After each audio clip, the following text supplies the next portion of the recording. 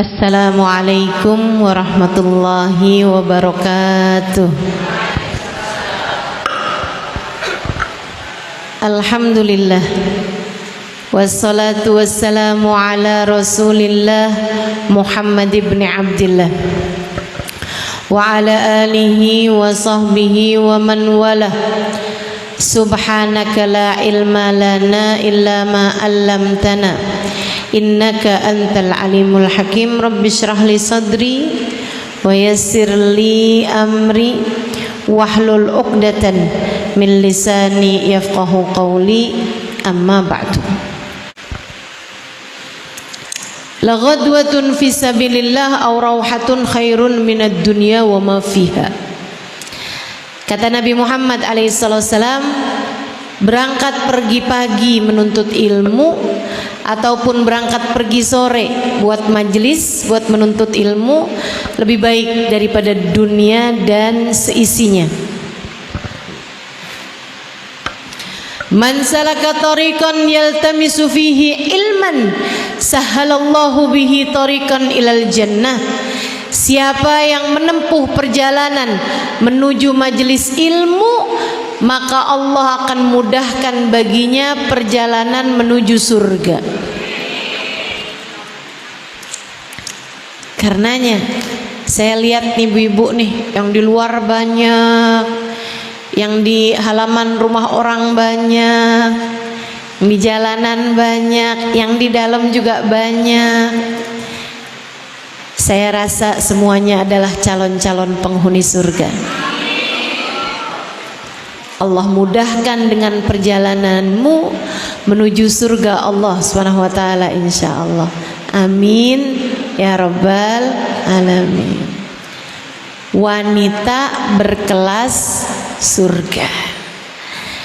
Karena kelas-kelas yang lain tuh bisa mungkin untuk disesali suatu hari nanti. Pencapaian-pencapaian yang lain selain daripada surga, khawatir kamu sesali suatu hari nanti. Meskipun saat mencapainya kamu berbangga dengan hal tersebut, tapi jika tidak membawamu menuju ke surga, khawatir jadi bahan penyesalanmu di akhirat nanti. Saudariku sekalian yang saya muliakan, pencapaian berupa harta, wanita berkelas hartawan, wanita berkelas konglomerat misalnya, ada kesenangannya di dunia. Tentu ada kemudahan-kemudahan yang banyak dicapai dengan dunia tersebut. Akan tetapi harta sebegitu banyaknya tak akan bermanfaat apa-apa di saat ajal datang menjemputmu.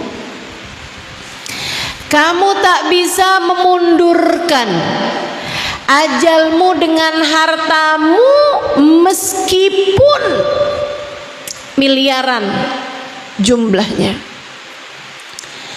Jangankan untuk negosiasi sama malaikat Israel, jangankan untuk itu, bahkan untuk sekedar menghalangkan gigimu dari tercabutnya, bahkan untuk sekedar menghalangkan satu ubanmu dari rambutmu, hartamu tak dapat melakukannya. Sekedar mencegah biar besok pagi nggak mules, hartamu nggak bisa buat apa-apa, nggak bisa nyegah dari penyakit, nggak bisa mencegah dari kecelakaan, nggak bisa mencegah dari tumbuhnya uban, nggak bisa mencegah dari tanggalnya gigi. Saudariku sekalian yang saya muliakan, apa yang bisa dibanggakan dari harta yang sejatinya tak dapat berbuat apa-apa di bawah kudrat iradat kekuasaan Allah Subhanahu wa ta'ala. Bahkan maaf, saya harus menyampaikannya padamu. Hartamu seberapapun banyaknya tak bisa menarik hati untuk mencintaimu. Jika hati suami ataupun hati anak jauh darimu, harta sebanyak apapun tak dapat menarik cinta siapapun. Sebab yang mengendalikan hati manusia sejatinya bukanlah dirinya sendiri, apalagi harta. Dialah satu, namanya Allah, yang telah menamakan dirinya Muqallibul Qulub. Dalam doanya Nabi Muhammad banyak berdoa, ya Muqallibal Qulub tsabbit qulubana ala dinik. Wahai zat yang membolak-balik hati, wahai zat yang membolak-balik hati, tetapkanlah hati kami berada dalam keimanan kepadamu. Maka di sisa umurmu, jangan jadikan tujuan pencapaian tertinggimu adalah harta. Di sisa hidup yang kamu punya, jangan jadikan target tertinggimu adalah saldo rekening bank yang sekian. Sebab ia tak akan dapat berbuat apa-apa di dunia sebelum tentu saja ketika kamu masuk ke dalam alam kuburmu, hartamu semuanya akan kamu tinggalkan. Nabi Muhammad bercerita, apabila jenazah dibawa menuju kuburnya, dari rumah dibawa ke kuburan, setelah sebelumnya dibawa ke masjid untuk disolatkan, sesudahnya itu sudah disolati, ia dibawa menuju kubur. Kata Nabi Muhammad, sah, jenazah tersebut akan berteriak, yasma'uhu kullu syai'in lathaqalan, didengar sama semuanya. Teriakan jenazah didengar oleh semuanya, oleh semuanya. Tikus dengar, ular dengar, kucing dengar, semut dengar, illa thaqalan, kecuali manusia dan jin yang nggak bisa dengar. Sisanya semua dengar dari makhluk-makhluknya Allah Subhanahu wa ta'ala. Apa yang diteriakkan apabila ia adalah jenazah yang tidak baik, yang sepanjang hidupnya berusaha mengumpulkan harta, yang sepanjang hidupnya dia jadikan pencapaian terhadap urusan harta sebagai pencapaian tertinggi yang berhasil dia lakukan, maka jenazah tersebut ketika dibawa menuju kubur, ia berteriak, ya wailakum aina tadhhabuna bi. Hei kalian semua, kalian mau bawa saya kemana? Jangan bawa saya, tolong kembalikan saya ke rumah. Rumah saya besar, baru saja saya renovasi. Balikan saya ke rumah saya. Saya punya baju yang sangat banyak. Saya punya kendaraan yang sangat indah. Kembalikan saya ke rumah. Kembalikan saya ke rumah saya. Saya belum sanggup untuk berpisah dengannya. Kamukah itu? Kamukah di antaranya? Wanita yang berkelas harta, yang akan berteriak menyesal sedemikian rupa ketika jenazahnya dibawa menuju ke dalam liang kuburnya. Apabila target akhir, tujuan pencapaian tertinggi kelasnya adalah kelas cinta manusia, hidupnya dia gunakan untuk bagaimana caranya biar suaminya tidak berpaling hati, biar anak-anaknya mencintai, biar semua orang sayang cinta kepadanya, apapun dia akan lakukan, bahkan yang haram sekalipun untuk mendapatkan cinta suaminya. Saudariku sekalian yang saya muliakan, orang-orang semacam ini ketika jenazahnya dibawa, mereka akan berkata, ya wailakum aina tadhhabu nabi. Hei kalian semua, kalian mau bawa saya kemana? Kembalikan saya ke rumah. Saya punya anak-anak yang menyayangi saya. Saya punya suami yang mencintai saya. Saya punya tetangga, sahabat, teman yang asik sama saya, yang mereka senang kepada saya. Kembalikan kembali saya kepada mereka. Saya tak sanggup berpisah jauh dari mereka.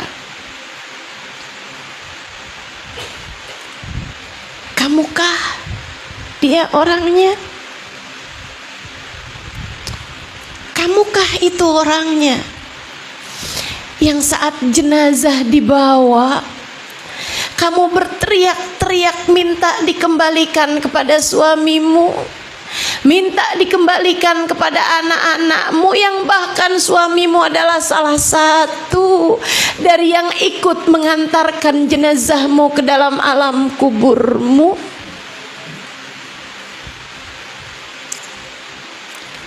Sebaliknya, di antara mereka ada wanita berkelas surga.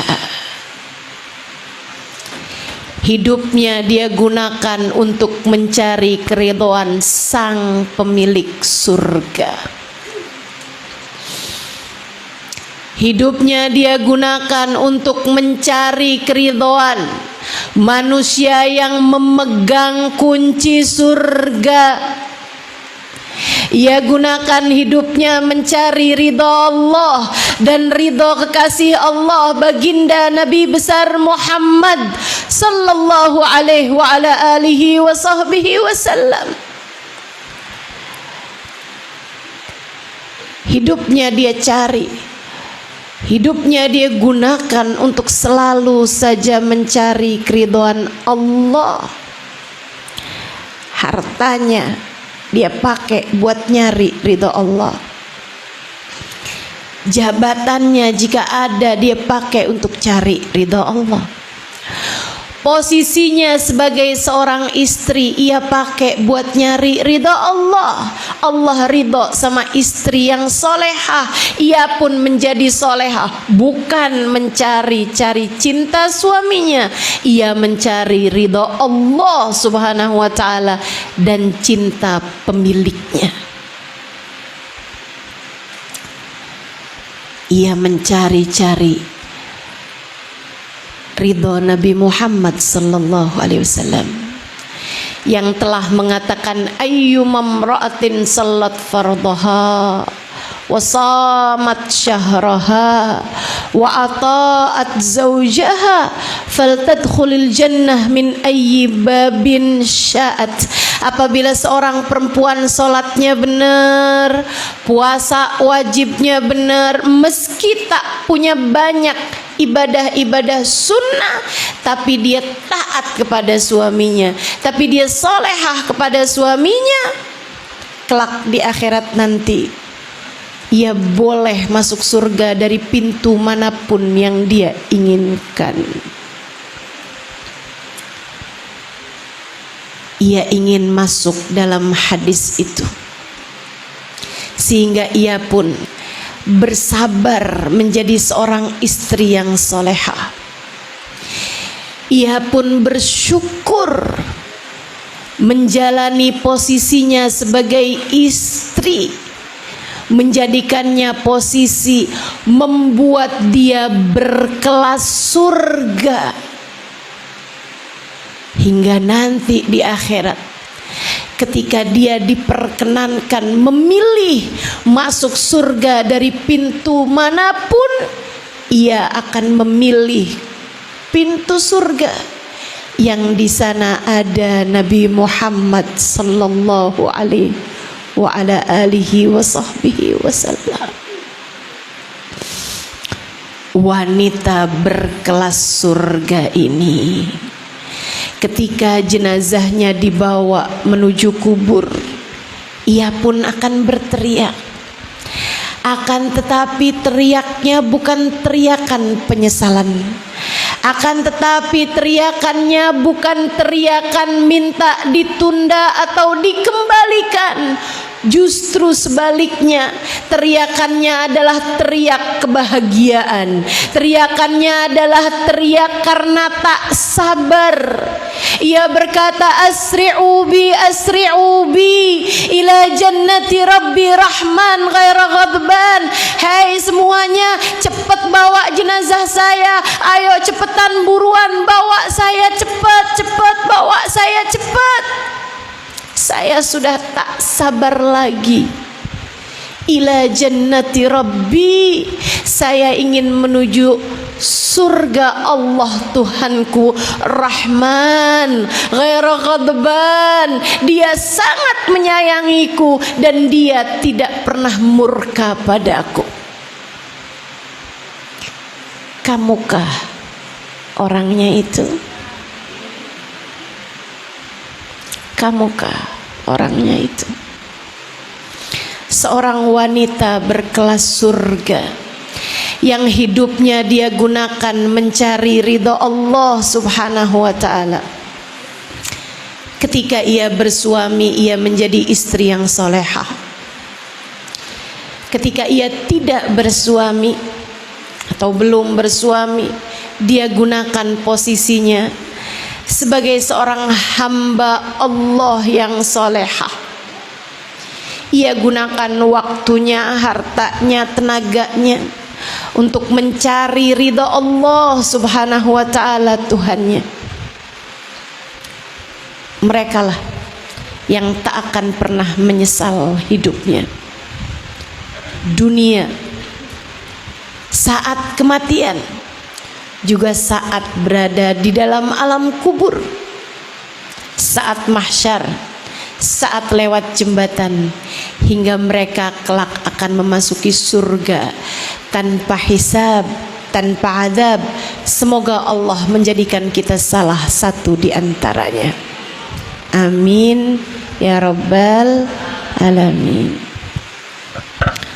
Saudariku sekalian yang saya muliakan, Nabi Muhammad menceritakan tentang gambaran-gambaran, contoh-contoh wanita berkelas surga atau pemimpin-pemimpin wanita berkelas surga yang kita sebagai wanita diminta untuk mencontoh dan meneladani salah satu di antara mereka.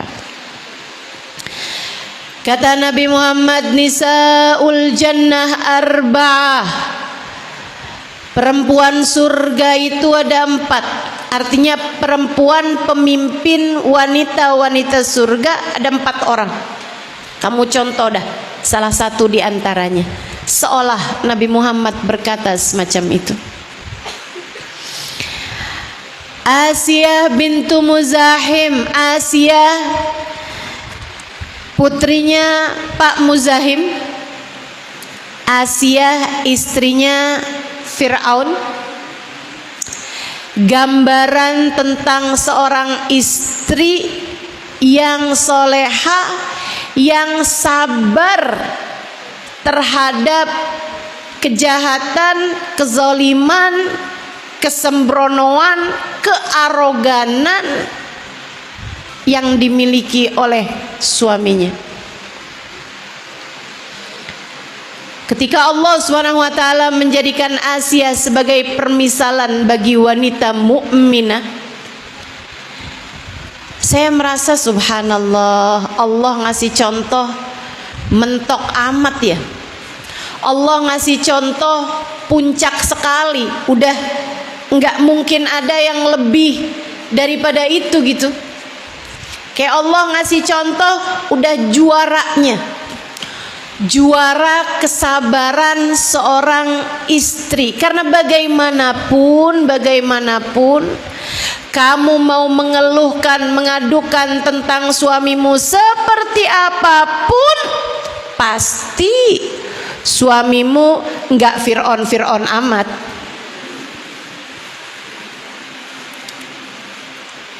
Asia telah mengajarkannya kepada kita bahwa tak bergantung suamimu siapa, wanita yang mulia, wanita yang solehah akan tetap menjadi mulia, akan tetap menjadi solehah siapapun suaminya. Wanita yang solehah akan tetap solehah siapapun suaminya. Gimana saya mau jadi baik Ustazah, suami saya aja kayak gitu? Kan dia imamnya. Saya nggak pernah ada dapat satu keterangan, wallahu a'lam, tapi saya nggak pernah dapat satu keterangan yang menunjukkan bahwa suami itu imam. Bahwa laki-laki kalau sholat itu harus menjadi imam bagi perempuan, itu betul. Bahwa perempuan harus taat kepada suaminya selagi tidak membawa kepada kemaksiatan dan dosa-dosa, itu betul. Tapi bahwa seorang istri itu harus jadi makmum suaminya, kalau suaminya jahat ya istrinya juga jadi jahat gitu. Makmum kan begitu. Makmum kalau imamnya ke kanan kan dia mesti ke kanan, kalau imamnya ke kiri mesti ke kiri. Teman-teman sekalian, enggak begitu. Allah pun memberi percontohan Asia imra'atu Fir'aun.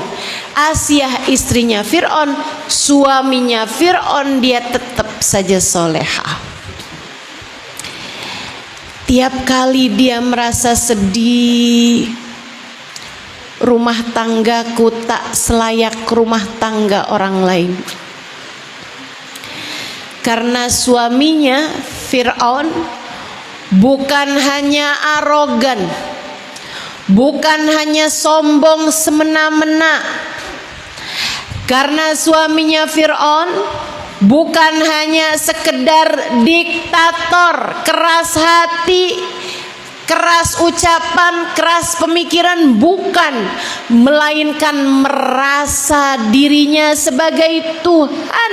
Bahkan termasuk Asia dimintanya juga untuk beribadah kepadanya, buat sujud. Asia nggak mau.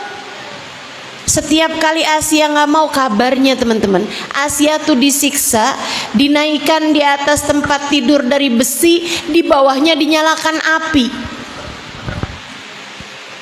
Bukan main-main.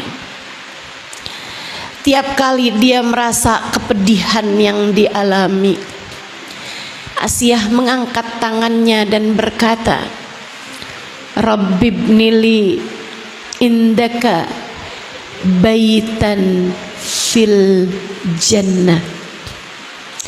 Rabbibnili indaka baitan fil jannah. Ya Allah, bangunkanlah untukku sebuah rumah di sisimu di dalam surgamu. Seolah Asia mengatakan, ya Allah, hidup di dunia nggak seneng-seneng amat, nggak apa-apa deh ya Allah, yang penting tar di akhirat. Dunia kan sebentar ya Allah, akhirat yang kekal. kalaupun saya tak dapat berbahagia di dunia, bahagiakanlah saya di akhirat nanti. Bangunkanlah untuk saya rumah tangga yang menyenangkan di sisimu, di surgamu nanti ya Allah. Begitu doanya Asia. Maka Bu, Kak, Dek yang pada punya suami yang sabar, ngadepin suami yang sabar. Ada saatnya ia sedang keras, ada saatnya hatinya sedang lelah, ada saatnya ia sedang sangat ingin dipuja, dipuji. Ada saatnya ia sedang ingin berbuat sesuatu hal yang kurang menyenangkan kepadamu, marah-marah, ngomel-ngomel misalnya. Tiap kali begitu, yang sabar, yang sabar, yang sabar. Insya Allah. Nggak apa-apa. Hidup memang begitu.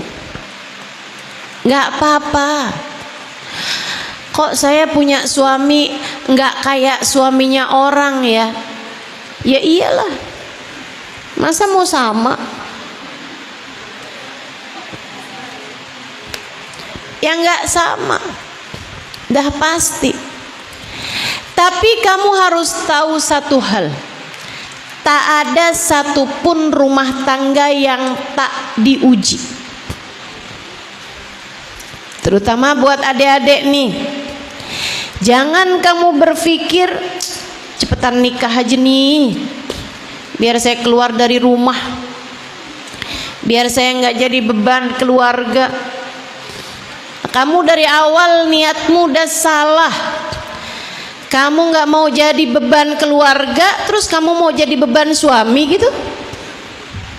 Perpindahan beban.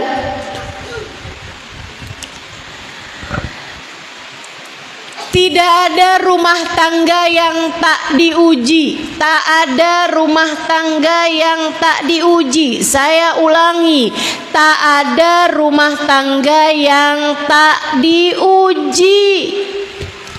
Semuanya diuji. Jangan sok-sok merasa kamu yang paling menderita. Jangan sok-sokan merasa saya adalah istri yang paling merana. Enggak, kamu bukan satu-satunya.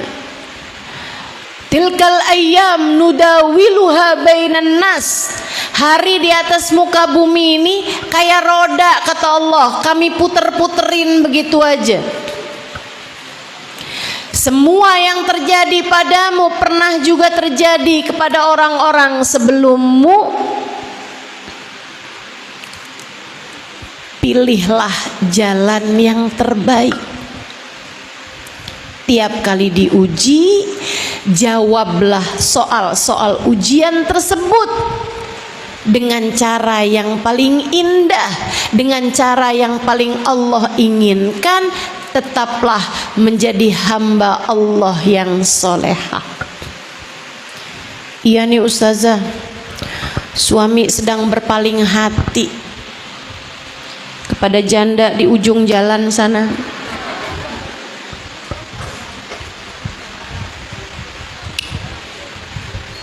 Apa yang harus saya lakukan? Sebenarnya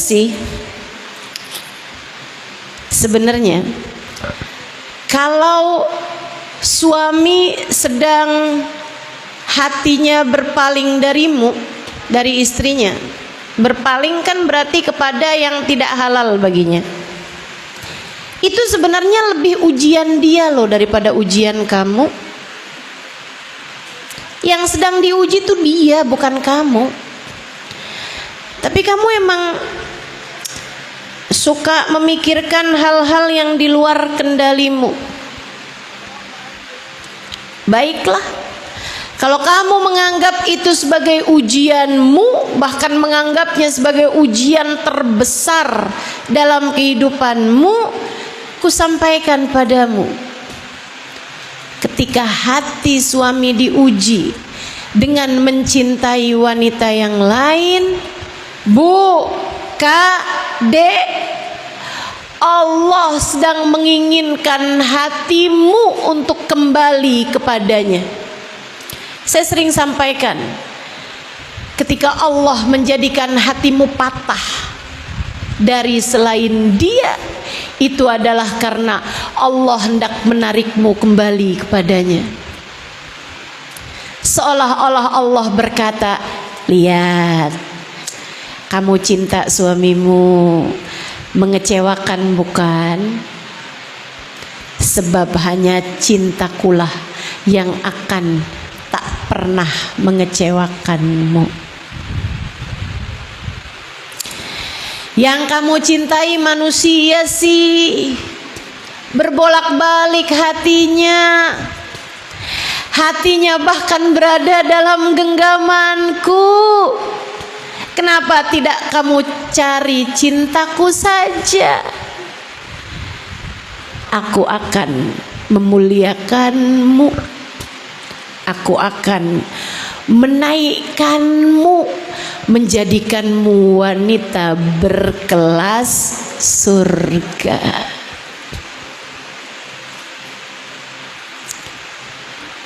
Jadi yang dituju Allah dengan segala ujian adalah hatimu.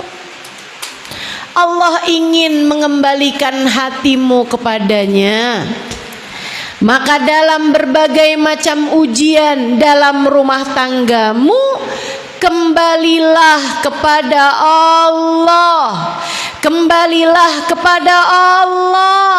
Bu, Kak, Dek, Nak, apapun bentuk ujian dalam kehidupanmu, kembalilah kepada Allah. Allah menginginkanmu untuk lebih lama terbenam dalam sujud-sujudmu. Allah menginginkanmu untuk lebih panjang zikir-zikirmu. Allah menginginkanmu untuk lebih melaparkan perut yang selama ini kamu isi terus-terusan dan tak pernah kenal rasa lapar itu. Allah ingin kamu kembali kepadanya. Kamu kok hidup di dunia lupa kalau yang dituju bukan dunia. Hai hambaku, aku menginginkanmu bahagia, bukan dunia tapi entar di surga. Kamu kok segitunya bersenang-senang dengan dunia? Nih, aku kasih cara buat kamu kembali kepadaku. Allah pun lalu mengujimu.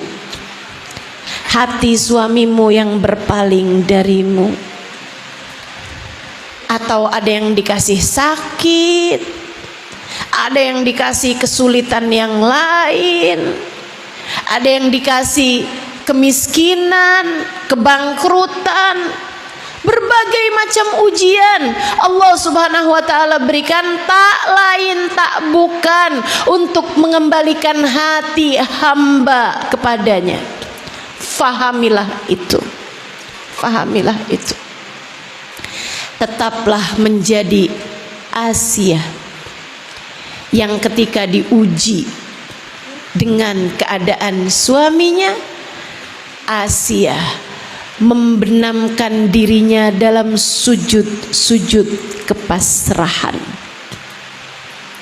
Asia memanjangkan zikirnya kepada Allah, memanjangkan istighfarnya kepada Allah. Ia tidak protes kepada keputusan Allah. Ia tidak berkata, ya Allah, padahal saya sudah sujud kepadamu selama ini, padahal saya sudah beriman kepadamu selama ini, kenapa engkau memberikan kepada saya suami macam ini ya Allah kepada saya? Jangankan beriman, ia bahkan merasa dirinya jadi Tuhan. Gak pernah Asia protes. Yang ia lakukan adalah menengadahkan tangan, berbisik lirih kepada Allah Ta'ala, Rabbibnili indaka baitan fil jannah. Bukan dunia yang kutuju ya Allah, maka aku tak peduli seperti apapun duniaku. Yang aku inginkan adalah surgamu. Bagaimana jika dalam setiap ujian yang datang dalam kehidupanmu, kamu dapat melakukan apa yang dilakukan oleh Asia? Perpanjang tahajud,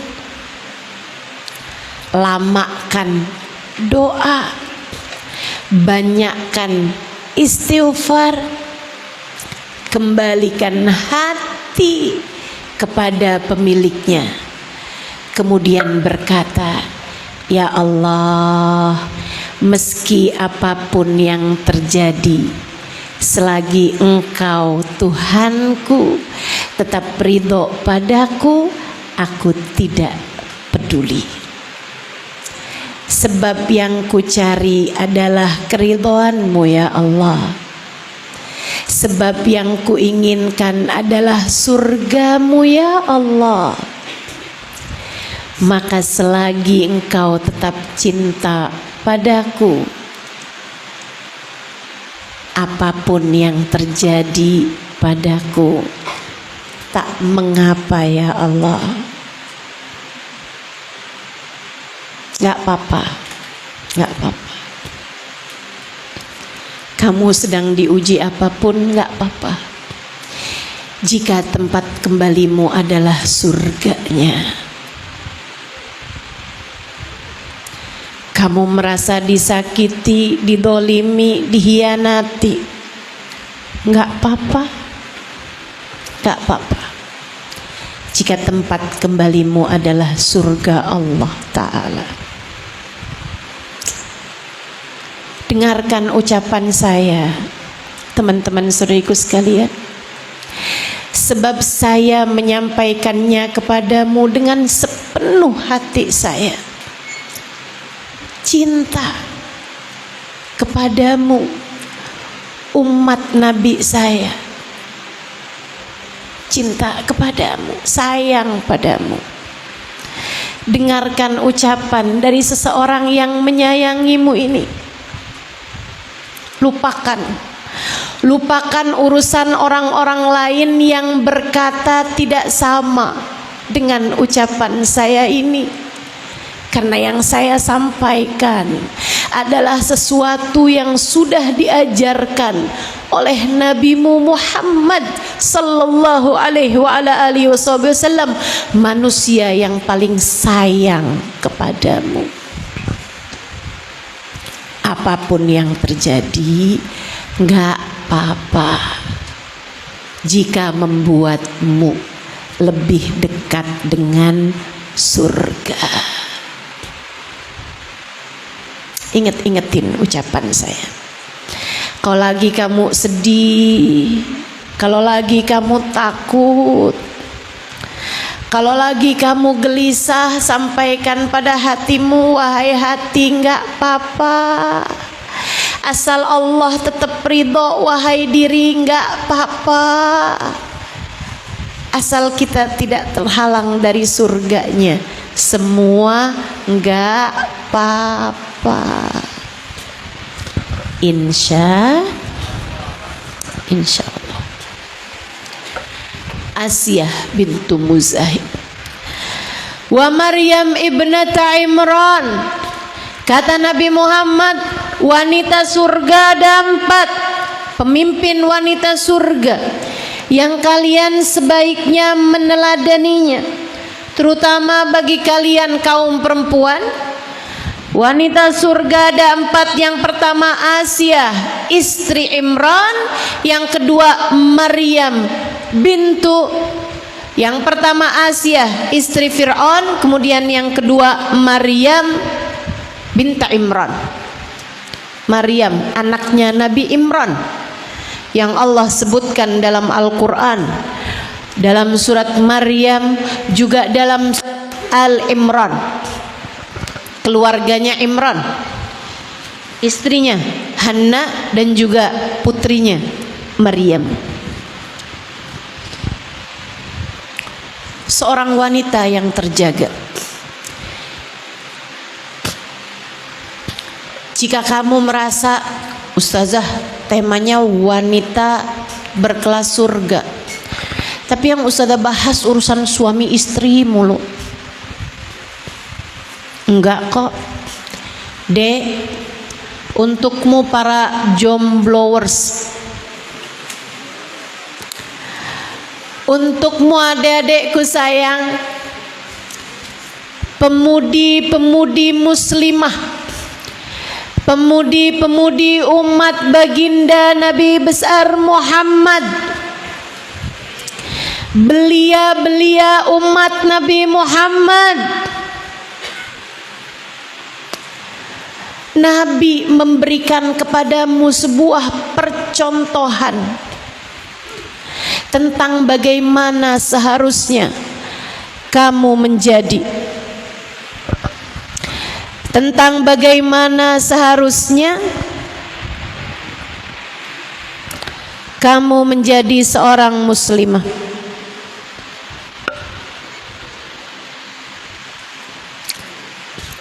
A'udzu billahi minasyaitonir rajim. Bismillahirrahmanirrahim.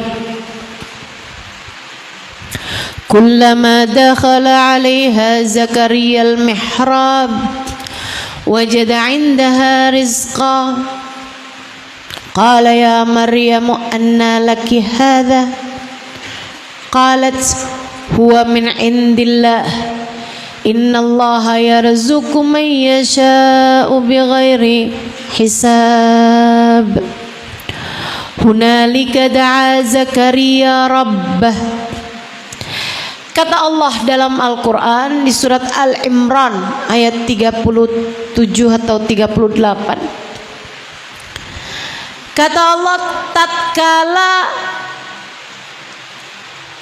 Maryam beribadah di mihrabnya, Allah hadirkan untuknya buah-buahan surga. Setiap kali Zakaria masuk ke dalam tempat ibadah yang tak ada bisa memasukinya selain orang tuanya dan Nabi Allah Zakaria, paman sekaligus gurunya, pamannya tersebut mendapatkan ada buah-buahan yang tidak pada musimnya. Maryam, nak, dari mana kamu dapat buah-buahan ini? Qalat, Maryam berkata, paman, bukankah semua rezeki adalah dari Allah? Allah memberikan rezeki dari arah yang tidak disangka-sangka dan tanpa ada hisabnya. Tapi bagaimana cara kamu mendapatkan buah ini, wahai Maryam? Karena ia bahkan tidak pada musimnya. Kata Sayyidah Maryam, aku hanya sedang ingat buah tersebut, kemudian aku berdoa, ya Allah, melon enak nih. Kemudian ketika saya menoleh, buah tersebut telah ada di samping saya.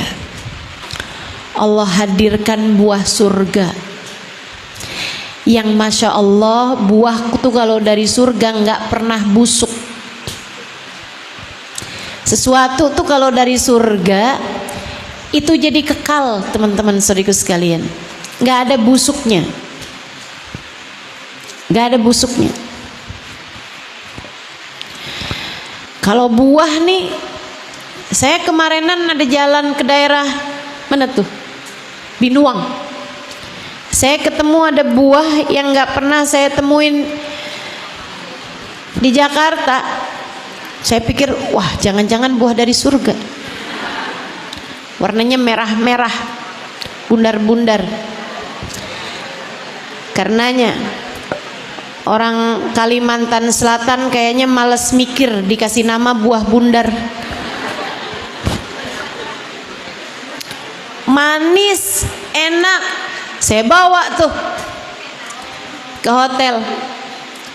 Tapi baru 2 hari aja udah busuk. Saya pun tahu bahwa itu ternyata bukan buah dari surga. Buah surga nggak pakai busuk.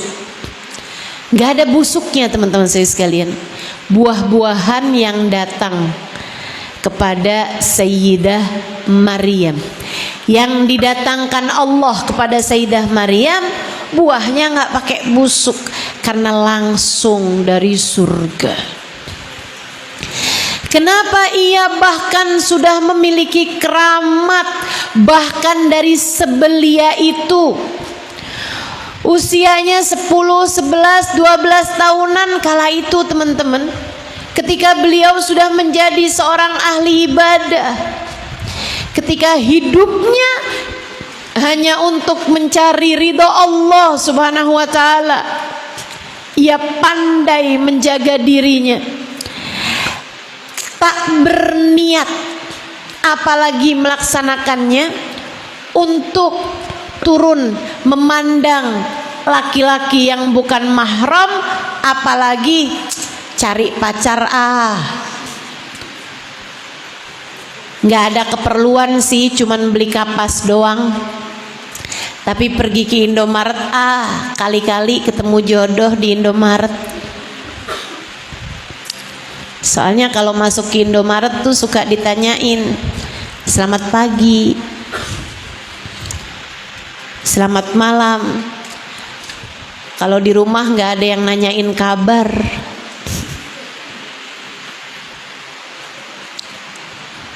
Kalau kamu nyari perhatian, Dek, carilah pada yang mampu melakukannya,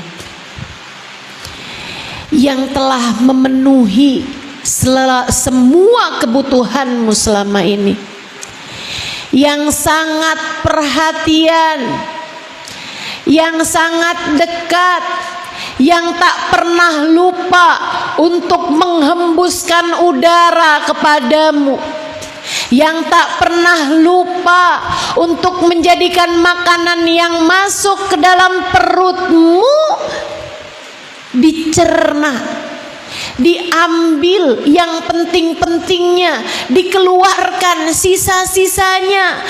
Kamu bahkan lupa berterima kasih padanya, akan tetapi dia selalu melakukannya untukmu,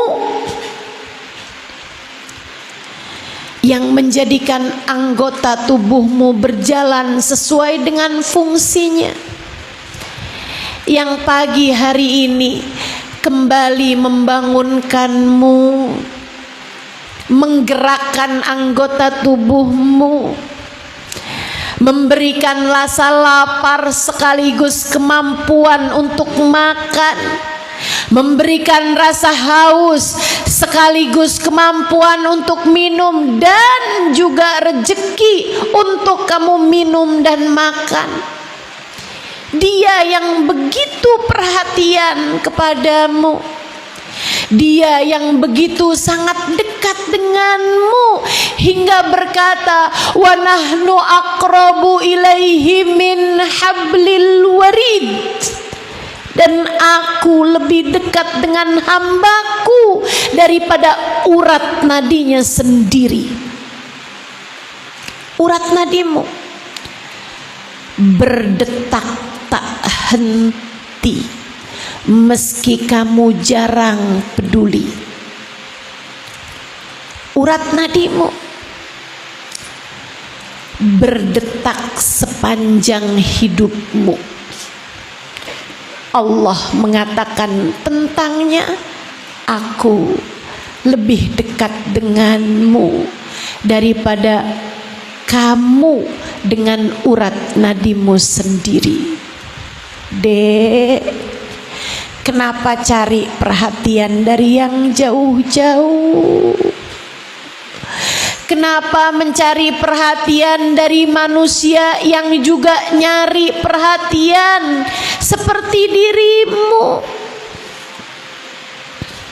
Kalau ada yang kamu mau cari cintanya, carilah cintanya Allah. Dialah pemilik semua perhatian yang ada di atas muka bumi ini. Kalau ada yang kamu inginkan, inginkanlah Allah. Apalagi mengingat fakta, kamu kalau naksir orang, orangnya belum tentu. Kamu kalau jatuh cinta sama seseorang, orangnya belum tentu punya rasa yang sama. Jangankan kamu yang belum segitunya, nih para istri yang udah nikah 10-20 tahun gak bisa berbuat apa-apa untuk bisa memastikan suaminya tetap cinta padanya. Betul? Para istri mana suaranya? Betul?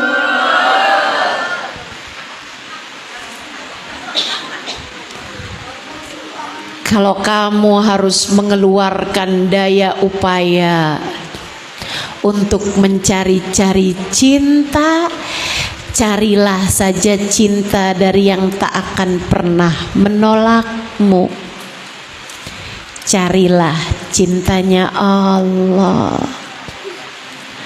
Allah tuh kalau udah cinta, buah dari surga aja diberikannya. Allah kalau udah cinta kepada seorang hamba yang memastikan hati hambanya tersebut hanya untuknya, jangankan sekedar urusan dunia yang remeh-temeh, jangankan sekedar hal-hal yang dapat diusahakan oleh orang lain, buah-buahan surga yang sepertinya tidak masuk akal untuk turun ke bumi, Allah Subhanahu wa ta'ala turunkan hanya demi hati seorang wanita belia agar ia tidak kecewa. Biar Maryam gak sedih, lagi kepengen melon, datengin deh melonnya. Seolah begitu Allah. Dari surga loh ini Allah datangkan. Gampang aja bagi Allah. Kamu jangan berpikir, ya tapi itu kan Maryam. Saudariku sekalian, as-sakibaki, Allahnya tetap satu juga. Dia yang bisa memberi kepada Maryam, Dia pun dapat memberikannya kepadamu. Tentu bukan buah surga yang seharusnya kamu minta kepada Allah, melainkan cinta dan perhatian darinya. Ampunan, kasih sayang, kamu memerlukannya. Tentu kamu memerlukannya. Daripada kamu mau minta buah surga, jauh lebih baik kamu minta saja surganya sekalian. Biar kamu jadi wanita berkelas surga. Tapi jelas caranya. Jadilah wanita yang pandai menjaga dirinya. Kalau kamu ingin jadi wanita berkelas surga, maka jadilah wanita yang berkelas sewaktu hidup di dunia. Bukan jadi wanita yang murahan, sekedar pengen dapat transferan, Kamu sampai menghalalkan segala cara, mau tangannya dipegang, mau wajahmu dipegang-pegang. Murah sekali dirimu itu, hanya untuk sekedar mendapatkan transferan yang tak seberapa. Mau-maunya kamu ngechat, apa kabar sayang? Saudariku sekalian yang saya muliakan, adik-adik semuanya, jangan dek, jangan jadi wanita yang murahan. Sebab sejatinya kamu tidak begitu. Kamu umat Nabi Muhammad. Nabi Muhammad telah menjadikanmu berkelas. Bahkan bukan main-main. Kelasmu adalah surga di barisan-barisan pertama. Bahkan seluruh umat, dari umat-umat yang terdahulu, tak akan diizinkan masuk surga sebelum masuknya umat Nabi besar Muhammad. Umat-umat yang terdahulu, ibadah mereka seperti apapun juga, tak ada yang bisa masuk surga sebelum dirimu. Jika kamu sampai dengan mati tetap menjadi umat Nabi Muhammad sallallahu alaihi wasallam. Jadilah umat yang berkelas. Kelasmu adalah surga Allah Ta'ala. Maryam kemudian diuji Allah, karena tak bisa naik kelas tanpa diuji tentu saja. Dikirimkanlah oleh Allah Subhanahu wa taala malaikat Jibril menyerupai basyaron sawiyya, sesosok manusia yang sangat tampan rupawan.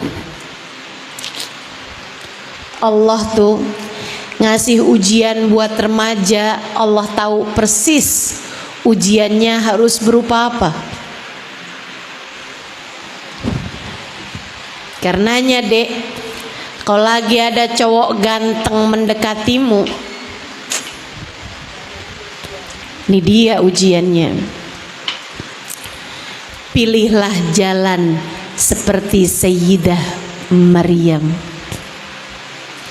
jika kamu ingin menjadi wanita yang berkelas surga. Saudariku sekalian yang saya muliakan, Allah utuskan buat Sayyidah Maryam cowok ganteng. Tapi sih kalau saya pikir-pikir nih, ujian berupa cowok ganteng kayaknya nggak hanya datang zaman sekarang kepada remaja deh. Para istri juga banyak nih yang diuji dengan satu cowok ganteng perhatian yang tiba-tiba ngecat, apa kabar, inget saya nggak? Saya teman kamu lagi zaman SMA. Saudariku sekalian yang saya muliakan, ujian-ujian datang dalam kehidupan kita sebagai seorang wanita. Allah Subhanahu wa taala telah memberikan jalan keluarnya, cara ngadepinnya. Udah dikasih contohnya sama Allah. Nih ada hambaku perempuan, kamu kalau datang ujian yang seperti ini, jadilah sepertinya, yang kayak dia inilah yang paling aku cintai. Maryam fa'arsala ilaiha basyaran sawiyya. Aku utuskan kepada Maryam saat ia sedang sendirian dalam mihrabnya, dalam tempat ibadahnya, berzikir memuji Allah, beribadah kepada Allah, beristighfar mohon ampunan kepada Allah, meskipun dosa-dosanya tak seberapa, bahkan nyaris tak ada. Ia sedang khusyuk ibadah kepada Allah. ketika tiba-tiba datanglah sesosok laki-laki yang sangat cakep rupawan wajahnya. Laki-laki muda. Apa kata Maryam? Inni a'udzu birrahmani minka in kunta taqiyya. Aku berlindung kepada Allah darimu. Pergilah jauh-jauh jika kamu adalah seorang yang bertakwa. Kayak begitu tuh. Kamu kalau datengin cowok ganteng, a'udzubillahi minasyaitonirrajim gitu.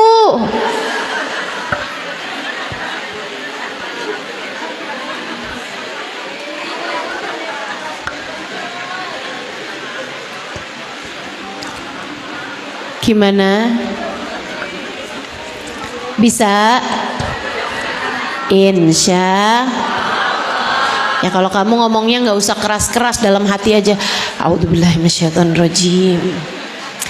Tapi ganteng nih. A'udzubillahi minasyaitonirrajim. Tapi dia kelihatannya soleh. A'udzubillahi minasyaitonirrajim. Kalau orang itu ngajakin kenalan, Dek, minta nomor telepon, kasih nomor telepon bapakmu. Kalau serius, seharusnya dia mendekati keluargamu, melamarmu, kemudian merencanakan kehidupan yang baik denganmu. Jangan mau sekedar jadi bahan percobaan. Ya masa mau nikah Ustazah kenal aja belum? Saya kasih tahu ya Dek ya, perkenalan sebelum nikah tuh nggak akan jadi apa-apa. Banyak perempuan-perempuan yang bukan hanya kenalan, bahkan sampai pacaran 5 tahun, nikahnya cuma 5 bulan. Banyak perempuan-perempuan yang nikahnya diawali dengan perkenalan panjang, sampai udah tahu A sampai Z-nya, sampai bahkan udah saling tahu bentuk tubuhnya, saling buka-bukaan aurat. Naudzubillah min dzalik. Naudzubillah min dzalik. Saudariku sekalian yang saya muliakan, rumah tangganya nggak kemana-mana. Mereka akhirnya hanya berkata, kamu kok sekarang nggak sama kayak kamu waktu pacaran dulu. Nah siapa suruh pacaran? Orang tuh kalau pacaran yang dilihat cakep semuanya. Kenapa? Allah udah cerita, zayyana syaitanu lahum a'maluhum. Setan yang dandanin, setan yang menghias-hias. Dan kalau setan yang udah kerja, setan tuh sangat profesional. Yang jelek-jelek jadi kelihatan cakep, sampai dia bilang pantesan malam kelihatan gelap, bintangnya ada di matamu semuanya.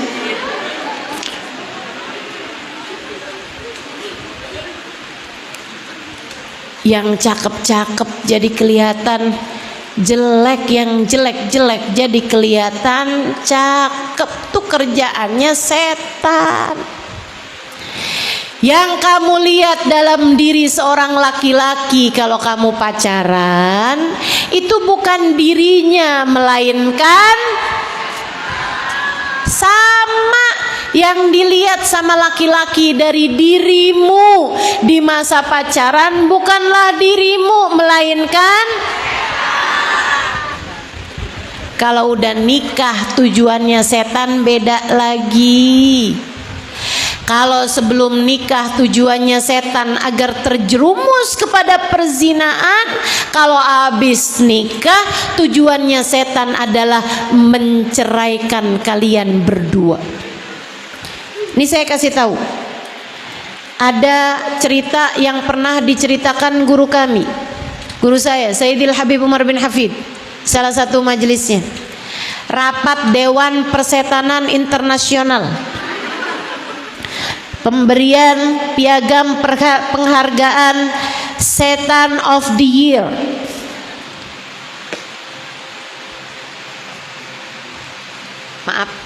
Maaf. Pemberian penghargaan untuk setan tahun ini. Diberikan penghargaannya kepada siapa nih? Maka semua setan mengajukan pencapaiannya. Ada setan yang bilang, saya deketin seorang yang baik, seorang yang soleh. Saya deketin juga seorang perempuan yang solehah. Sampai kemudian sedikit demi sedikit mereka dekat, mereka pacaran, sampailah mereka kepada perzinaan. Hebat, tepuk tangan semua para setan, pencapaian yang luar biasa. Ada lagi katanya pimpinan setan, namanya iblis. Ada lagi yang lain, saya Tuhan, silahkan ajukan pencapaianmu. Saya deketin seorang perempuan dan orang laki-laki. Mereka asalnya hidupnya baik, soleh, solehah, sholat nggak tinggal, puasa nggak tinggal, sedekah banyak. Kemudian saya jadikan hartanya sedikit-sedikit berkurang. Kebangkrutan di sana, kebangkrutan di sini, tapi mereka nggak mau berubah gaya hidupnya. Akhirnya hutang sana sini tanpa berniat membayar. Mereka terjatuh kepada riba. Hebat, hebat setan yang ini. Ada lagi, kemudian yang lain menyampaikan pula. Ada yang baik juga asalnya, akan tetapi saya bikin hatinya galau, saya bikin hatinya gelisah. Akhirnya kemudian terjerumus kepada dosa narkoba, minuman keras. Hebat. Beberapa setan menyampaikan, tapi belum diberikan penghargaan tertingginya. Sampai kemudian satu setan mengatakan, saya Tuhan, saya deketin hati seorang suami yang semula sangat mencintai istrinya. Saya deketin hati seorang istri yang semula sangat mencintai suaminya. Saya letakkan dalam hati keduanya kecemburuan. Saya letakkan pada hati keduanya kebencian. Hingga yang satu mencurigai yang lain, yang satu mencemburui yang lain, yang satu bilang kamu tuh gak pernah perhatian sama saya, itu masalahnya. Yang satu lagi bilang kamu tuh ngaca, selama ini kamu yang kurang perhatian kepada saya. Keduanya bertengkar hebat hingga sang suami mengatakan, kalau begitu saya udah gak tahan lagi hidup sama kamu, kita bercerai. Katanya iblis, maka hadiah pencapaian tertinggi aku sampaikan kepadamu, wahai setan yang telah memisahkan suami dari istrinya, memisahkan istri dari suaminya. Kita nggak nyangka kan, plot twist nih teman-teman saya sekalian, yang udah bisa bikin orang mabuk, yang udah bisa bikin orang riba, yang udah bisa bikin orang bahkan membunuh sekalipun, kalah sama pencapaian setan yang bisa bikin suami istri bercerai. Ingat-ingat ucapan saya teman-teman saudara sekalian, ingat-ingat ucapan saya, biar kamu jadi perempuan gak gampang-gampang minta cerai sama suami. Karena suami itu kadang-kadang, kenapa memang hak cerai itu adanya hanya pada suami, istri enggak? Karena kalau istri dikasih hak cerai, udah dari hari keberapa kayaknya suaminya udah dicerai itu. Kayaknya tuh kalau istri bisa dapat hak cerai, enggak 3 kali cerai yang diperkenankan, tapi 100 kali cerai juga tetap boleh balik. Gampang banget istri itu menceraikan suaminya. Dia ngomong kasar dikit, cerai nih. Kita senyum, dia nggak senyum, cerai nih. WhatsApp nggak dibalas-balas, cerai nih. Telepon nggak diangkat-angkat, kemana nih? Saya ceraikan aja dia. Masya Allah, Masya Allah, Masya Allah. Yuk, belajar punya hati yang terjaga. Yuk, pinter-pinter jadi perempuan. Yuk, pinter-pinter ngalahin godaan setan. Yuk, belajar terus jadi hamba Allah Subhanahu wa ta'ala yang solehah. Kenapa wahai tuanku iblis, hadiahnya kamu berikan kepada setan yang berhasil memisahkan suami dari istri, menceraikan istrinya? Kenapa begitu? Kata iblis bilang, karena dosa yang lain mudah untuk disesali dan ditaubati, sementara dosa perceraian nyaris tak ada sesiapapun yang mentaubatinya. Orang tuh kalau habis ngebunuh, habis menipu, bahkan habis riba sekalipun, habis utang tuh sering nyesel. Walaupun ya nyesel selalu datang belakangan. Kalau di awal namanya pendaftaran. Tapi itu dosa yang lain tuh banyak nyeselnya, ada kemungkinan besar nyeselnya. Bahkan dosa korupsi, dosa maling itu juga nyesel biasanya. Walaupun kadang-kadang nyeselnya pas udah ketangkep sama KPK. Tapi teman-teman sekalian, dosa perceraian nih jarang orang sesali. Betul? Biasanya malah yang ada ambisi. Yang laki buru-buruan cepetan kawin lagi. Yang perempuan juga emang dia doang yang bisa, saya juga.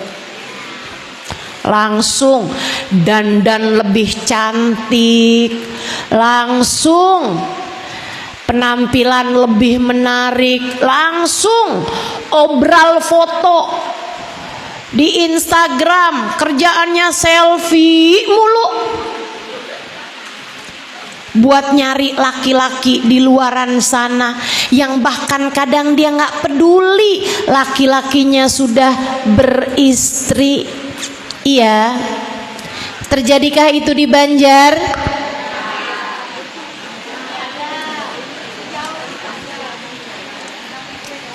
Saudariku sekalian yang saya muliakan, belum lagi kalau mereka udah pada dikaruniai anak.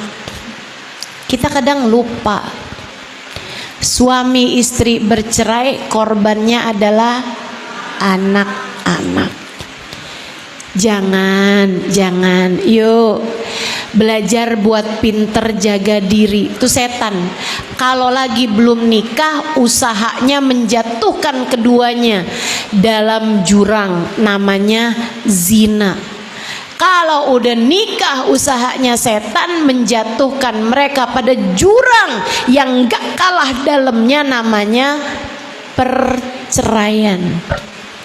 Itu sebabnya Nabi Muhammad tuh sampai nyabarin kita perempuan, jangan sampai gampang-gampang minta cerai. Sampai Nabi Muhammad ngancem, kata Nabi Muhammad, ayyumamra'atin talabat min zawjihat talaq la tashum raihatal jannah. Perempuan kalau berani-berani minta cerai kepada suaminya, nggak bakalan nyium bau surga. Baunya aja nggak nyium, gimana masuknya? Padahal baunya surga sudah tercium dari sejak 500 tahun perjalanan. Ini surganya masih ada di Surabaya. Itu baunya udah keciuman nih dari Banjarmasin. Saudariku sekalian yang saya muliakan, jangan sampai kamu berharap jadi wanita berkelas surga jika bahkan kamu mendapatkan ancaman dari Nabi Muhammad tidak akan mencium aroma surga. Yuk yang sabar, pandai-pandailah menjaga diri, kuat-kuatkan hati dari godaan. Insya Allah. Saudara sekalian, kayak Maryam ini digangguin sama laki-laki, didatengin sama laki-laki, rupawan wajahnya, badannya bagus, mukanya cakep banget. Inni a'udzu birrahmani minka in kunta taqiyya.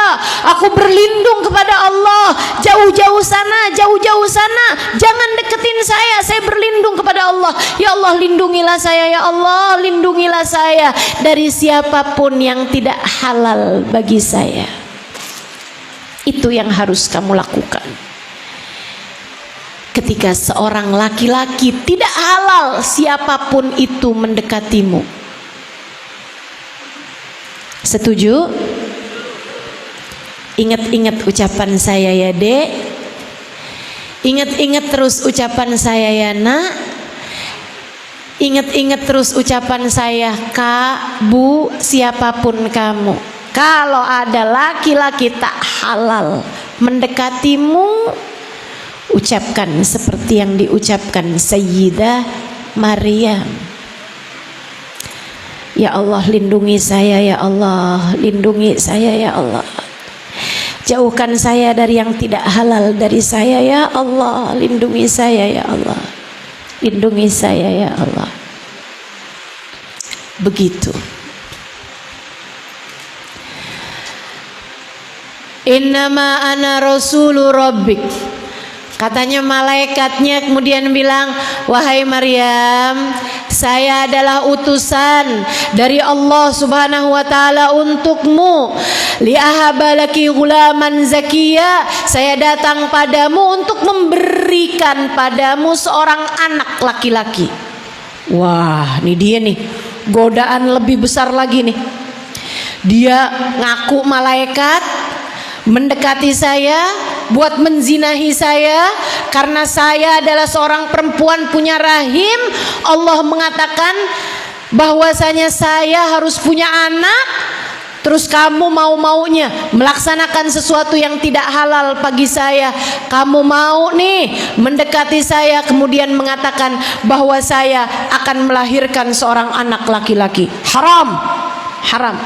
Meskipun tentu ketika laki-laki tersebut yang tidak halal padamu tidak akan mengatakan hal yang seperti ini.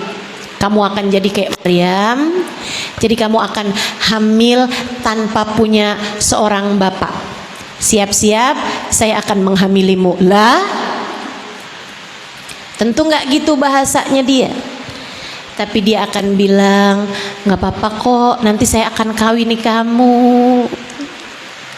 Saya loh yang paling sayang sama kamu. Saya nggak pernah loh sesayang ini sama seorang perempuan.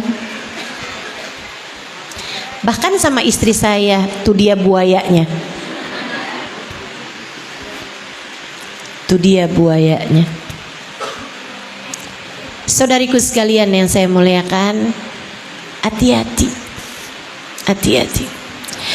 Maryam langsung bilang, katanya Sayyidah Maryam, gimana saya bisa hamil kalau saya bahkan gak mau bersentuhan dengan laki-laki yang bukan mahram. Saya adalah seorang perempuan yang menjaga diri. Saya gak mau deket-deket sama yang gak halal bagi saya. Saya gak akan mau ngerjain yang haram-haram. Tentu wahai Maryam, saya adalah utusan Allah kepadamu. Kamu tidak bersentuhan denganku. Saya hanya akan meniup dari arah tempat saya berdiri ini, apa yang Allah hadiahkan bagimu. Bersiaplah. Ditiup sama malaikat dari kejauhan, dari jarak sekitar 2 meteran lebih, dan bersama dengan tiupan malaikat tersebut perut Sayyidah Maryam langsung hamil, langsung besar, langsung sebulan, 2 bulan, 3 bulan, 4 bulan, 5 bulan, 6 bulan, 7 bulan, sampai 9 bulan, bahkan sampai datang HPL, hari perkiraan melahirkan, hari perkiraan lahiran. Langsung HPL teman-teman. Dan HPL-nya juga udah langsung mules. Ya ampun, kayak apa tuh paniknya Sayyidah Maryam. Saya rasa sih kepanikanmu sebagai seorang perempuan gak akan pernah sampai kepada kepanikannya Sayyidah Maryam. Bersama dengan itu, Maryam yang panik, tahu bahwa urusannya adalah antara dia sama Allah. Sayyidah Maryam pun kemudian berdoa, ya Allah, saya harus apa? Ya Allah, saya harus apa? Malaikatnya pergi begitu aja. Maryam pun juga nggak minta pertanggungjawaban dari itu malaikat. Yang bener aja ente, jangan pergi dulu loh. Ini nih kan ulah kamu nih yang bikin saya jadi langsung hamil 9 bulan semacam ini. Saya mesti kayak gimana coba? Saya mesti kayak gimana? Nggak gitu. Sayyidah Maryam segera turun minta petunjuk pada Allah. Wahai Maryam, pergilah ke arah timur. Sayyidah Maryam segera bergerak ke arah timur sampai perutnya kemudian sudah mau melahirkan. Ia pun udah mulai sakit, mulai pembukaan. Sayyidah Maryam segera berlari sampai kemudian ia mendapati sebuah pohon. Udah waktunya melahirkan. Di bawah pohon kurma, Sayyidah Maryam di tempat yang sangat jauh dari orang-orang, ia pun menahan sakitnya melahirkan tanpa ibunya, tanpa ayahnya, padahal mereka adalah orang soleh-soleh yang diharapkan bersama dengannya. Ujian memang akan disesuaikan dengan tingkat keimanan dan tingkat kedekatan di sisinya. Ya kalau kuliah tentu ujiannya bukan ujian anak SD. Kalau dia sekolah di tingkatan yang tinggi, nggak mungkin ujiannya sama orang yang di bawah-bawah. Saudariku sekalian, melihat kisah-kisah kehidupan wanita-wanita berkelas surga membuat kita tahu bahwasanya kita pasti akan dapat menjalani ujian kita dengan cara yang terbaik, insya Allah. Allah udah kasih tahu caranya. Baliknya sama Allah aja, baliknya sama Allah aja. Kembalikan dirimu hanya kepada Allah. Deketnya sama Allah aja, nggak usah cinta ditolak dukun bertindak, nggak usah. Kembalilah kepada Allah aja. Seperti yang tadi saya sampaikan, segala macam ujianmu, benamkan wajahmu dalam sujud panjangmu. Apapun ujianmu, panjangkanlah lagi zikirmu, panjangkanlah lagi istighfarmu, panjangkanlah lagi munajatmu, banyakkanlah solat-solatmu, banyakkanlah salawat-salawatmu. Gak ada cara lebih indah daripada itu. Ya laitani mittu qabla hadza wa kuntu nasyam mansiya. Sayyidah Maryam, remaja perempuan ini ini saudariku sekalian, saat ia tengah merasakan sakitnya melahirkan, ia berkata, ya laitani mittu qabla hadza wa kuntu nasyam mansiya. Ya Allah, saya nggak mau deh jadi tanda kekuasaan-kekuasaanmu yang dapat melahirkan tanpa pernah disentuh seorang laki-laki. Kayaknya mendingan saya mati aja deh ya Allah, saya mati aja deh ya Allah, saya jadi seorang yang dilupakan begitu aja, lebih ringan bagiku daripada ujian seberat ini ya Allah. Fanadaha min tahtiha alla tahzani. Maka Allah memanggil dari arah bawahnya. Subhanallah. Allah bahkan menjadikan yang bisa didengar Sayyidah Maryam datangnya dari arah bawahnya Sayyidah Maryam, bukan dari arah atas. Kenapa gitu? Nih, kayak ibu lagi ngibur anaknya. Kalau ibu tersebut itu ngerasa anaknya yang bikin salah, biasanya ibu akan bilang, lihat mama, lihat mama.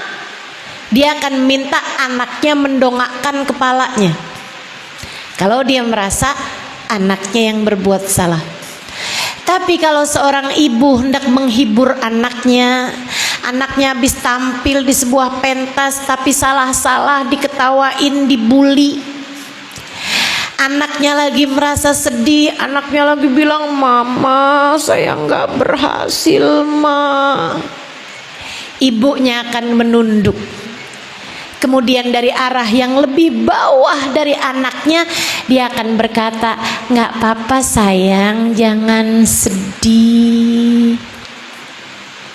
Allah berlaku begitu buat Sayyidah Maryam, seorang perempuan sepertiku, sepertimu. Betapa ketika seseorang meraih derajat yang tinggi di sisi Allah, Allah akan berbuat apapun untuknya.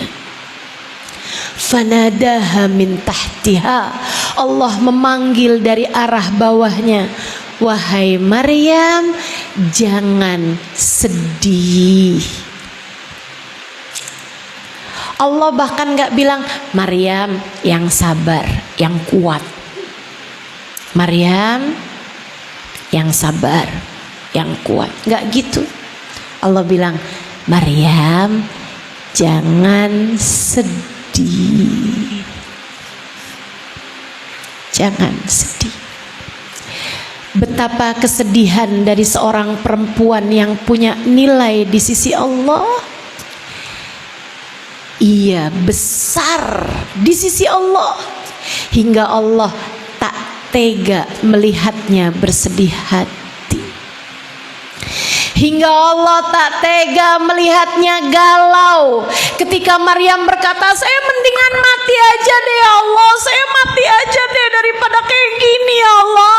Allah bilang, enggak gitu Maryam, enggak gitu, jangan sedih nak, jangan sedih. Luar biasa. Kamu, jika kamu dicinta sama Allah, kesedihanmu berarti di sisinya. Allah akan menghiburmu. Namun bagaimana mungkin kamu meminta Allah menghiburmu, untuk mengangkat kesedihanmu, jika kamu bahkan tak peduli kepadanya selama ini? Jika kamu selama hidupmu tak pernah peduli sholatmu apakah layak diterima Allah atau tidak. Jika kamu menjadikan sholatmu hanya sekedar pengisi waktu dari waktumu yang sudah tersisa. Jika kamu tidak pernah mementingkan urusan ibadahmu kepada Allah, jika kamu hanya menjadikan Allah kamu ingat hanya di saat sedihmu belaka, ketika kamu sedang senang kamu lupa kepadanya, kamu lupa berzikir kepadanya, kamu lupa membaca firman-firmannya, Al-Quran hanya kamu letakkan di atas lemarimu hingga berdebu.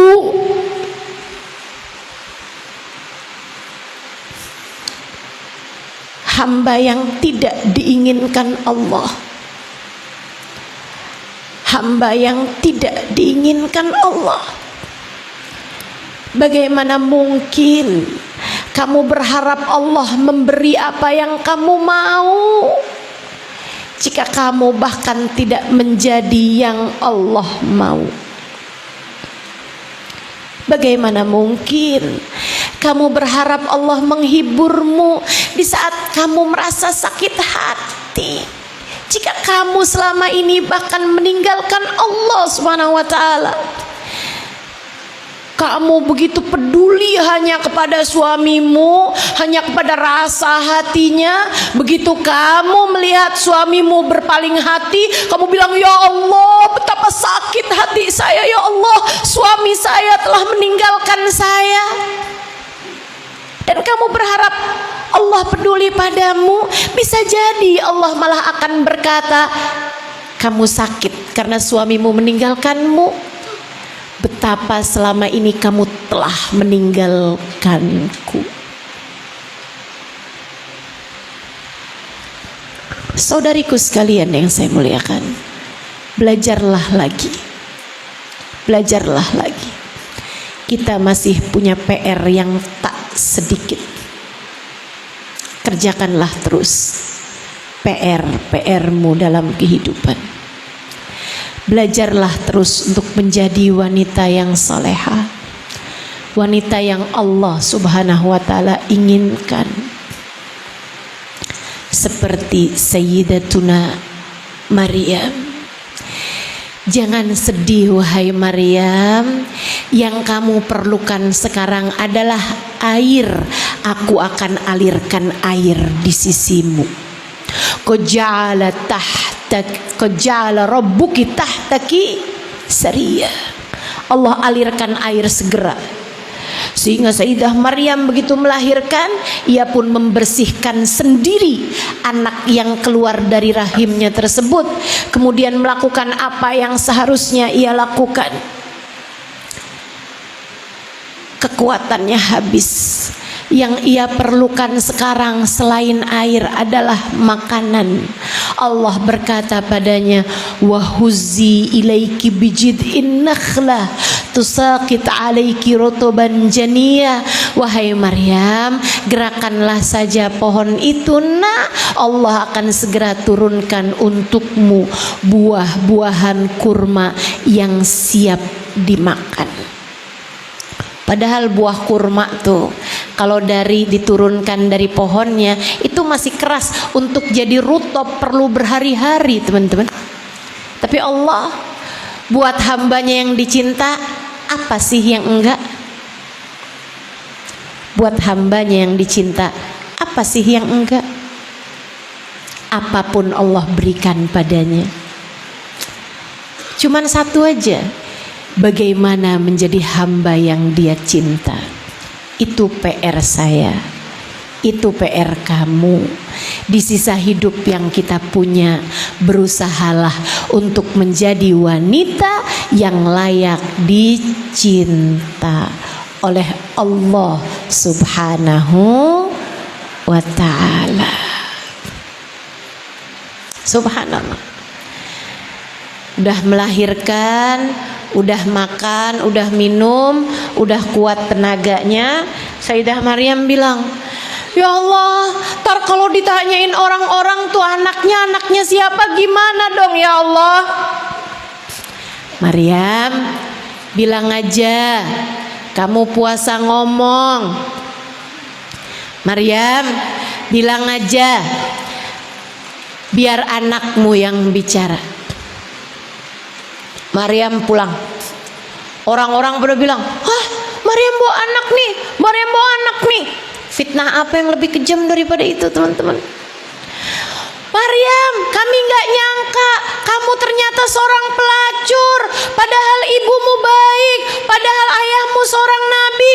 Bisa-bisanya kamu jadi seorang pelacur semacam ini, Maryam. Maryam dikerumunin sama orang-orang. Maryam merunduk, gemeteran. Ya Allah, saya harus gimana ya Allah? Saya harus gimana ya Allah? Siapa ayah dari anak ini wahai Maryam? Mereka berkumpul di sekitar Maryam. Sayyidah Maryam fa'asyarat ilaih. Sayyidah Maryam memberi isyarat kepada anak tersebut. Kemudian sang bayi berusia beberapa jam dari kelahirannya ini, ia menjawab, Ana Abdullah, saya adalah hambanya Allah. Bayinya bisa berbicara dengan begitu fasih. Dialah Isa bin Maryam, Sayyidina Isa, Nabi Allah, salah satu dari Rasul yang wajib kita imani dan merupakan salah satu dari ulul azmi, nabi-nabi yang punya tingkat tertinggi di sisi Allah Subhanahu wa ta'ala. Sayyidina Maryam, Ruhullah. Saudariku sekalian yang saya muliakan, jadilah wanita yang terjaga seperti Sayyidah Maryam. Jauhi diri dari dosa-dosa, termasuk dosa-dosa di hatimu itu. Kalau lihat laki-laki yang gak halal, jangan pernah mikir, coba ya dia yang jadi suami saya. Dahlah, siapapun suamimu, itu yang Allah berikan padamu, itu yang paling sesuai untukmu, untuk menaikkan keimananmu, untuk mendekatkanmu kepada Allah. Yang ketiga, katanya Nabi Muhammad SAW, wanita berkelas surga Khadijah bintu Khuwailid, istri Nabi Muhammad. Dari Sayyidah Khadijah kita belajar tentang memiliki hati mencintai Allah lebih daripada segalanya. Mencintai Allah lebih daripada segalanya. Beliau bahkan menikahi Nabi Muhammad bukan karena berharap Nabi Muhammad, akan tetapi berharap ridha Allah, seperti yang pernah diucapkannya beberapa hari sebelum pernikahannya dengan Nabi Muhammad. Wahai Muhammad, aku menikahimu bukan karena kamu tampan rupawan, meskipun itu iya.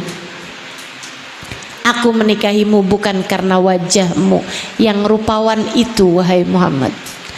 Aku menikahimu bukan karena kamu masih muda, badanmu masih segar, meskipun itu iya. Aku menikahimu, wahai Muhammad, bahkan bukan karena akhlakmu yang begitu rupawan, meskipun itu iya. Aku menikahimu bukan karena kamu adalah seseorang yang dijuluki Al-Amin, yang dapat dipercaya dan tidak pernah berkata kebohongan, meskipun itu iya. Aku menikahimu, wahai Muhammad, karena aku kira kamu akan diutus oleh Allah sebagai nabi umat ini. Aku berharap menjadi istrinya hingga aku dapat menguatkanmu di saat waktu itu tiba. Aku berharap, wahai Muhammad, jika kamu kelak diutus oleh Allah, bawalah aku menuju Allah yang kelak akan mengutusmu. Dekatkan aku kepada Allah. Aku ingin menjadi hambanya. Sayyidah Khadijah niatnya bagus, tujuannya cuma satu, Allah Subhanahu wa ta'ala. Dia mencintai Allah lebih dari segalanya. Bu, dari Sayyidah Khadijah kita belajar buat punya niat yang baik, niat hidup buat Allah, niat harta buat Allah. Kayak Sayyidah Khadijah. Sayyidah Khadijah itu wanita paling kaya pada zamannya. setara ratu. Uangnya bukan main-main jumlahnya. Dia pakai semuanya buat Allah. Dia pakai semuanya buat Allah Subhanahu wa taala. Sampai di masa bertahun sesudah kenabiannya Nabi besar Muhammad sallallahu alaihi wasallam, Sayyidah Khadijah habis semua hartanya. Ia harus tinggal di sebuah rumah pengasingan yang seringkali mengganjal perutnya dengan lapar, sampai harus berjalan bermil-mil buat sekedar mencari daun-daunan hijau pengganjal lapar yang beliau rasakan. Sampai tubuhnya hanya tersisa kulit berbalut tulang. Sampai usianya yang waktu itu belum tua-tua amat, terlihat jauh lebih tua daripada yang semestinya. 65 tahun usianya kala meninggal dunia. Saudaraku sekalian yang saya muliakan, di saat-saat semacam itu Nabi pernah berkata, "Wahai Khadijah, aku malu padamu. Kamu dulu kaya raya, sekarang buat sekedar makan aja nggak ada. Kamu dulu dimuliakan oleh kaummu, sekarang sampai kayak gini nih Khadijah. Aku malu padamu, dulu kamu cantik jelita Khadijah, sekarang hanya tinggal tulang berbalut kulit belaka. Terlihat lebih tua daripada usia yang semestinya. Maafkan aku Khadijah." Mengalir air mata Nabi berkata semacam ini kepada istri tercintanya. Sayyidah Khadijah berkata, "Jangan pernah merasa begitu wahai Rasulullah. Sejak aku menikah denganmu, tak pernah berkurang rasa hatiku. Sejak aku menikah denganmu, aku telah menjadikan hidupku, hartaku, tenagaku, waktuku, perhatianku, bahkan nyawaku, hidup matiku, aku persembahkan untuk Allah dan untukmu wahai Rasulullah."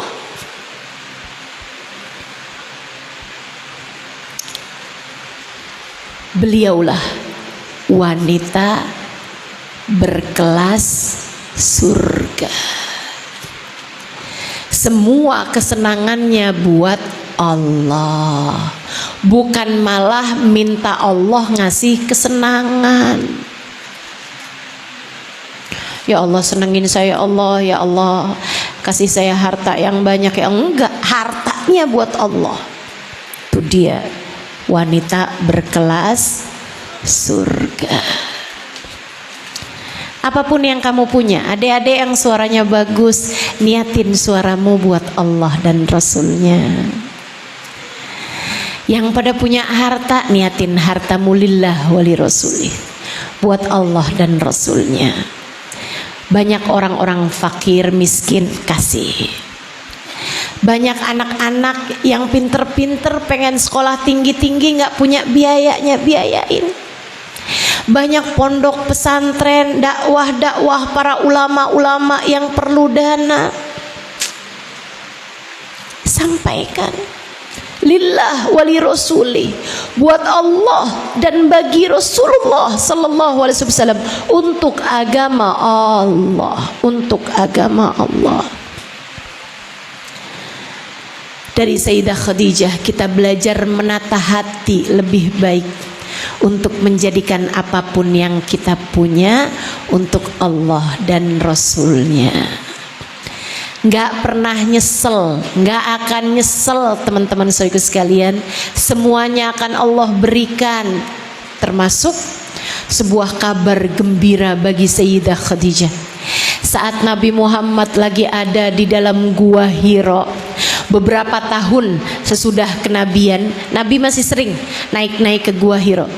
Sayyidah Khadijah yang merasa rindu kepada suaminya, beliau pun kemudian bikin makanan kesukaan Nabi Muhammad, beliau masak, kemudian beliau bawa makanan tersebut naik ke Gua Hiro.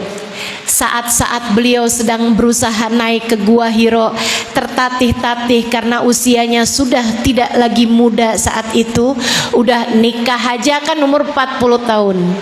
Sesudah Nabi Muhammad dapat kenabian kan 10 tahun kemudian, artinya umur beliau di atas 50 tahun kala itu, udah hampir 60-an tahun naik ke Gua Hiro. Saya aja waktu naik ke Gua Hiro umur saya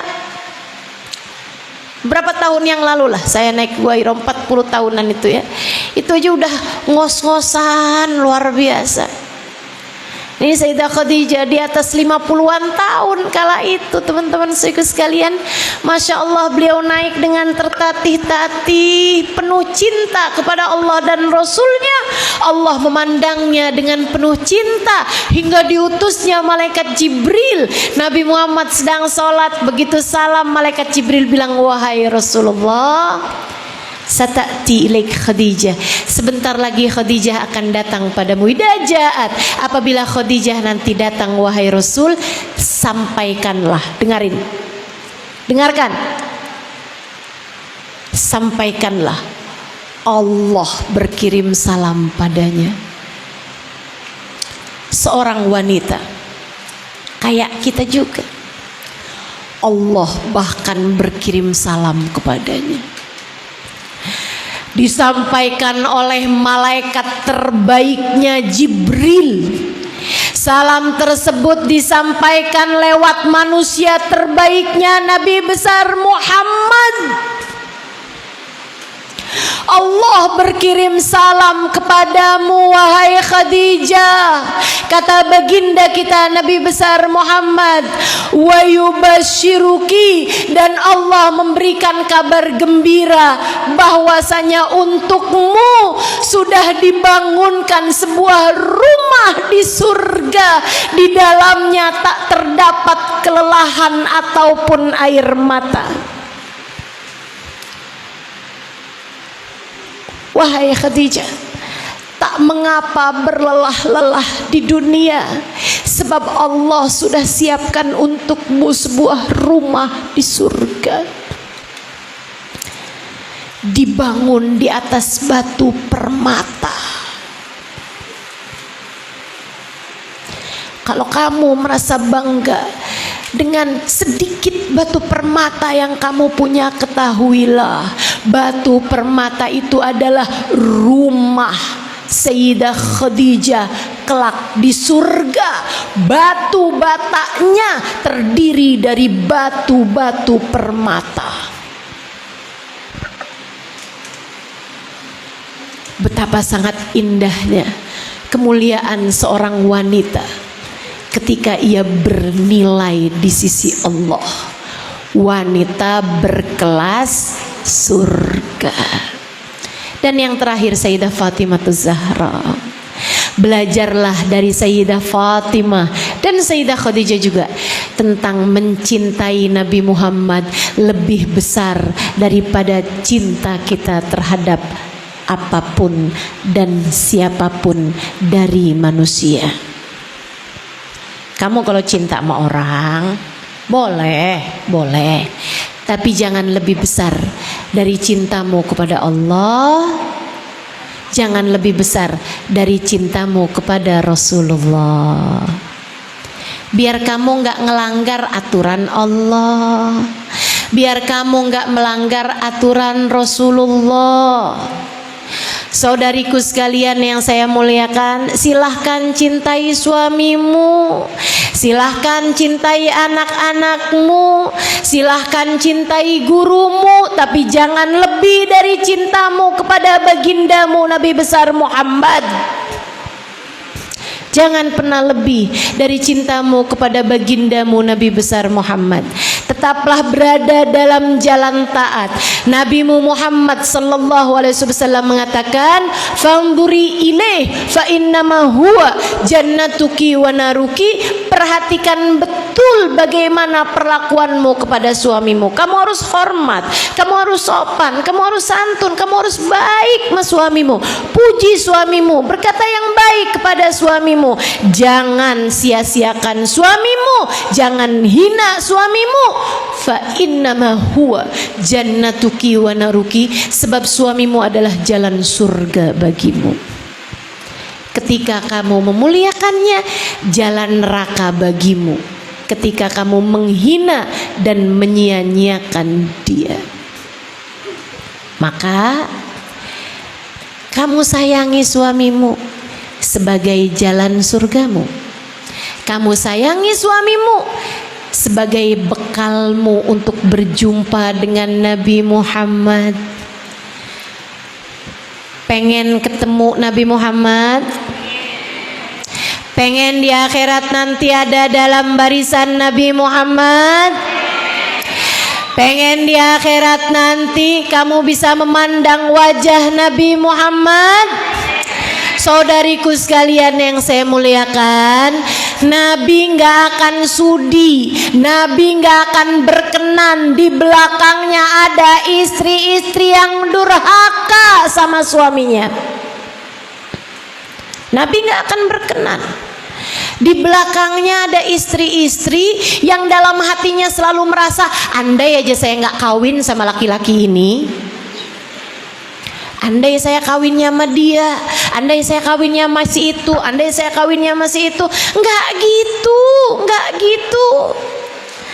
Nabi akan selalu senang jika di belakangnya adalah perempuan-perempuan yang punya hati yang runduk, punya hati yang taat kepada Allah, punya hati yang taat kepada Rasulullah, punya hati yang menerima apapun takdirnya Allah, punya hati yang selalu bersyukur, punya hati yang selalu bersabar, punya hati yang selalu tawadhu. Merendahlah, hatimu merendahlah, hatimu merendahlah.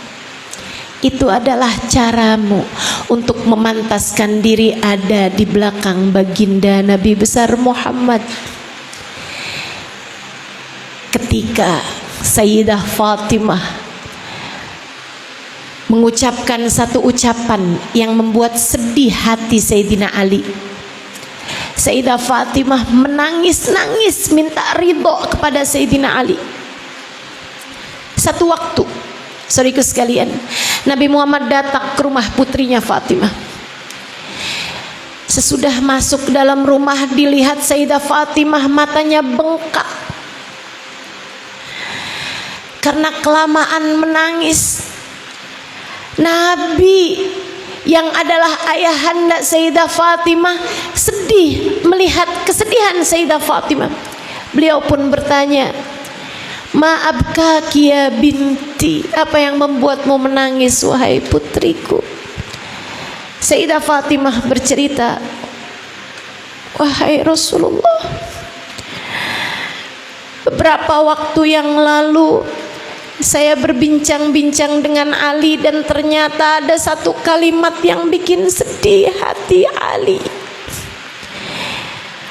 Dia pun kemudian terlihat wajahnya berubah, marah kepadaku.